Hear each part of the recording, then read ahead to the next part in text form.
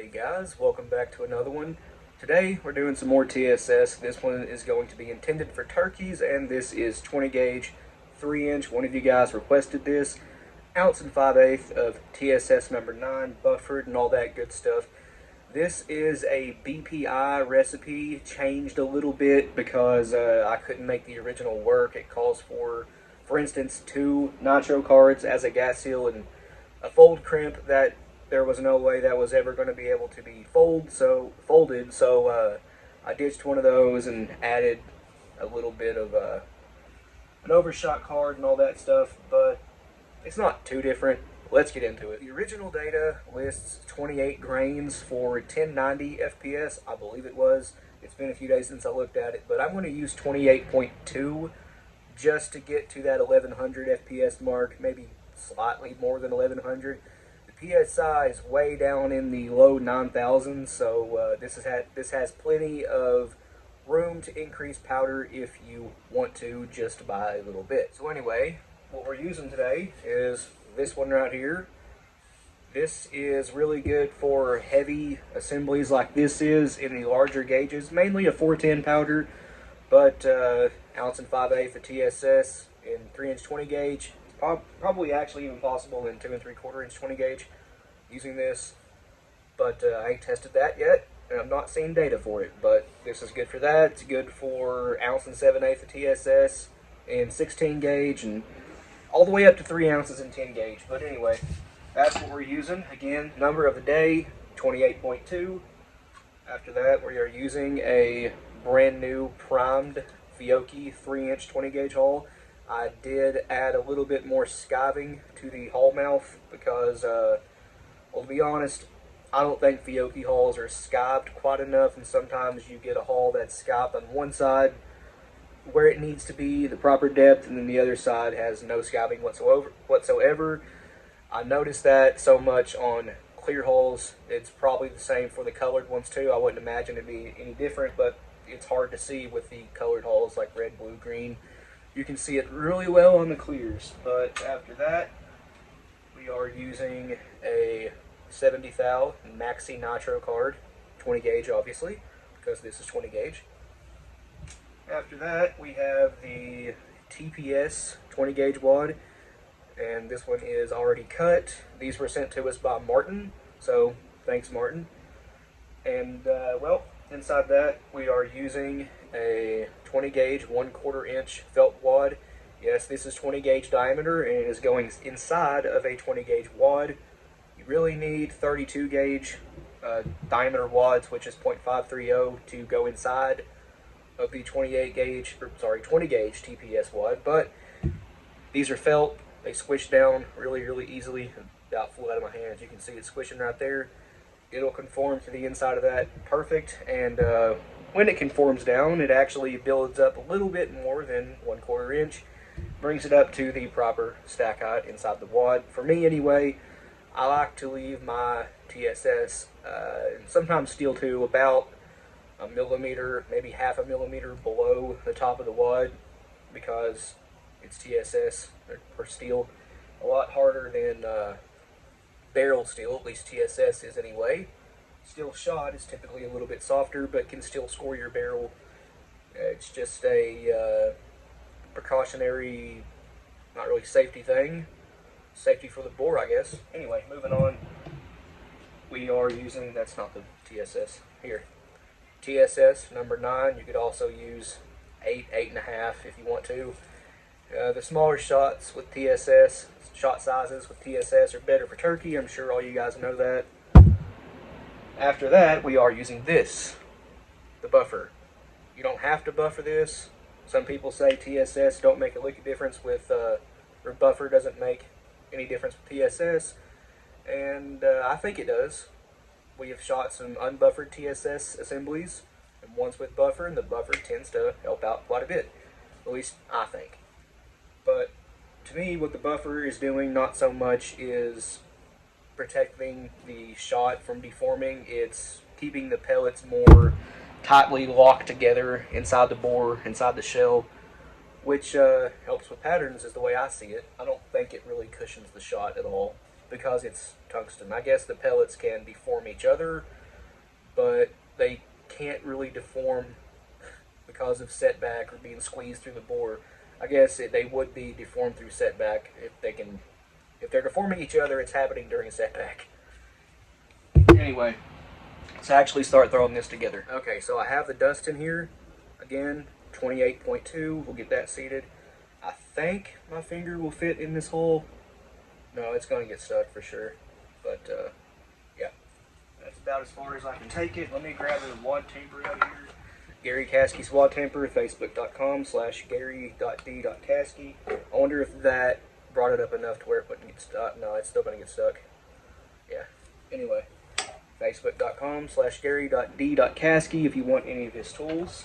I actually slit this wad using Gary Caskey's 20 gauge adjustable wad slitter, but I neglected to show that on camera. Anyway, that's definitely going to get stuck. Definitely need the wad tamper for that. Alright. Now, one of these nitro cards brings this up to the proper stack height. The top of the wad is right here, where my fingernail is. That is the correct stack height for a fold crimp for a 20 gauge. So, two of them brought the wad up to about that far from the end of the shell. There, now you can see it. Impossible to ever fold crimp that. I don't know why the data calls for two. Maybe it was a misprint, maybe it called for a roll, but I really don't know. And actually, I want to speak more about these 20 gauge TPS wads here. As I've mentioned this before, this is not actually a TPS wad. This is a low bore contact wad, LBC. I'm not sure why Ballistic Products calls it the TPS 20 gauge wad when it's really not. But anyway, after that, we need a 1/4 inch 20 gauge felt wad. I keep needing this wad tamper and I keep throwing it back in the dresser drawer. Anyway, we'll get that seated, just make sure it conforms evenly and it's not laying in there lopsided. Maybe you guys can see this, you can. And yeah, that's in there flat. After this, we just need 1 5/8 ounces of TSS number 9. What I like to do is take it to 1.6 and then just add buffer it up to 1 5/8, which is 1.625. That's just what I do. I don't think the original data called for buffer. If it did, I'll put it here on the screen in editing. I just, I wanted to add buffer, so I'm backing down the shot charge a little bit and then adding it to make up the weight difference. If it called for the buffer, just go ahead and, toss in the straight 1 5/8 ounces of TSS and then add the buffer. I threw one of these together earlier and couldn't recall if it needed buffer or not, or the recipe called for buffer, so I left a little bit of shot out just to play it safe, even though, again, PSI is only in the low 9,000s. Okay, so I have the 1 5/8 ounces of TSS in here, and as you can see, it's too low. What I forgot to do is I have a 32 gauge nitro card. I mentioned 32 gauge earlier is what the size you need to go inside these. I had this sitting over here, actually it was right here when I was taking the thumbnail, and somehow it ended up over there and I forgot all about it. Well, that needs to be underneath the felt wad. That's going to bring up stack height where it needs to be. So I'll get the nitro card underneath the felt and then the TSS back in this, and I'll pick it up from there. Just wanted to let you guys know I did forget a component. The 32 gauge nitro card needs to be in that. 28 gauge, I tried that, they're too big. Okay, so now the nitro card is underneath the felt wad, and by the way, that is 2/3 of that nitro card. Leave the third section of it as an overshot card. Just saves components that way, and 2 sections has the TSS label inside the wad, about 1/2 millimeter below the top of it, which again is where I like it to be. But here is our 1.6 ounces of TSS 9s, and there it is. Now we just need the buffer. If you don't want to use buffer and you want the shot height a little bit taller inside the wad, well, go ahead and throw a Mylar wrap in there. That will do it. But this is intended for turkey. We're going to put some buffer in it. About 1/2 scoop of a Lee 2.2 cc dipper. and we'll use this right here to vibrate that down on in there. Now I will do this in real time. I'm not going to cut this, just so you guys see how long it actually takes. Small shot like this, it takes about 10 seconds. With buckshot, it's instant. So maybe you can see it settle down in there. This hull is yellow and that is white buffer, kind of hard to see it, but we are done. There it is. The buffer is not going to settle in any more than that. Again, about half a scoop of a Lee 2.2 cc dipper is all that took. And the shot in there is completely encased in buffer. Alright, so after that we just need a 32 gauge nitro card, one section of it as an overshot. If you have 20 gauge nitro cards, use those if you want to, but again, I'm saving components. I used one 32 gauge nitro card, tore one section off of it. That is underneath the 20 gauge 1/4 inch felt wad, and then that remaining one section of 32 gauge nitro card is our overshot card. That way we're just using in total one nitro card in this shell, not counting the 20 gauge maxi nitro card that is underneath the TSS wad. I just meant for filler. We're only using one nitro card. But this is my 16 gauge Lee Loadall. The 16 gauge and 20 gauge Lee Loadalls have the same pre-crimp tubes. So we'll get our 6-point crimp on there, pre-crimp. Do 8-2. The 6 or 8 pre-crimps, they don't make a difference in pressure. It's just whatever you prefer.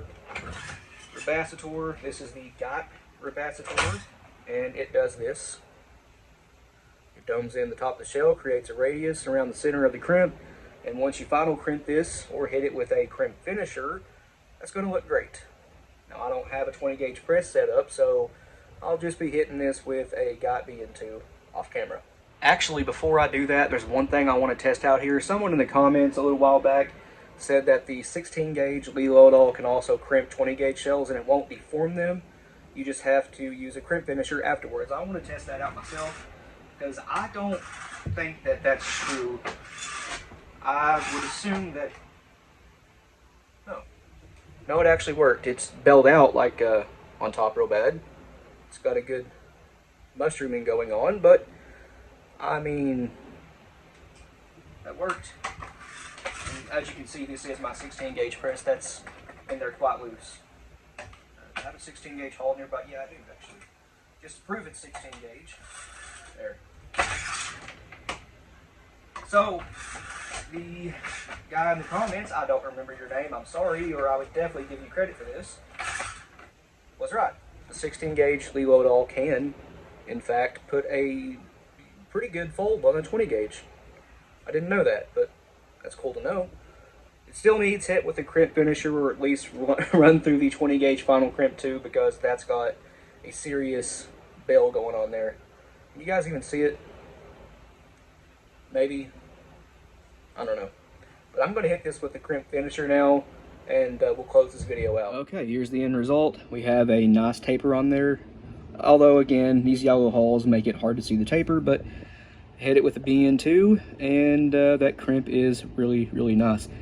That bottom pedal is a little bit off center. That was my fault.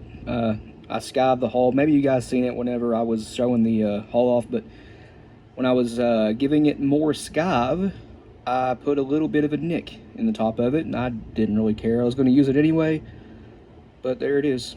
If that nick wasn't there, that'd be a flawless crimp. But ounce and 5/8, TSS number 9, 20 gauge 3 inch, 1100 FPS. That's a good one right there. That is about the perfect turkey shell. Modern turkey shell. I still prefer lead. I know I said this was about the ideal modern turkey shell.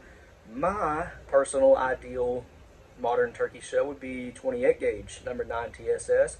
Ounce and 3/8, ounce and a half, somewhere in that area. Ounce and a quarter even would be my choice for a modern turkey shell. Although I still prefer lead and I like 10 gauges, but that's just me. This will get the job done every day of the week. TSS is pretty cool. It's letting people use their 410s to rival people with 10 gauges using lead. Now I still, again, like 10 gauges and lead, but that's just me.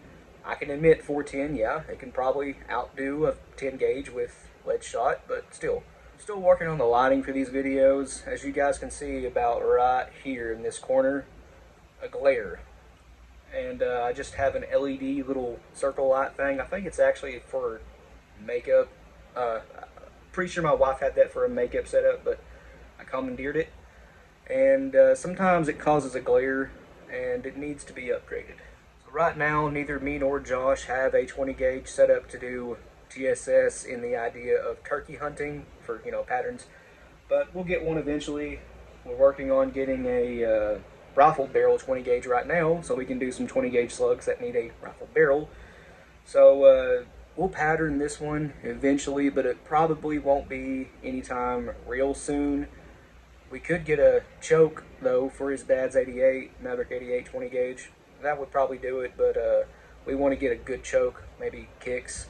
So yeah, that's probably the way we'll go actually, instead of just getting a new gun. But you guys just stay tuned for this, and we will pattern it, is what I was trying to say. It just won't be probably anytime within the next month. Going back to that light for a second, I just bent the neck of it about a foot lower than what it normally sits, and I think that helped the lighting a little bit. But anyway, guys, please like and subscribe. We greatly appreciate that. If you have any questions or comments, leave them down in the comment section below, and we'll get back to you. And if you want to, go check out our Patreon. It's as low as $1 a month. You guys get early access to content. A link to that, as well as a link to our Instagram, Rumble, and merch store will be in the description below. But other than that, you guys take it easy, and we'll see you in the next one.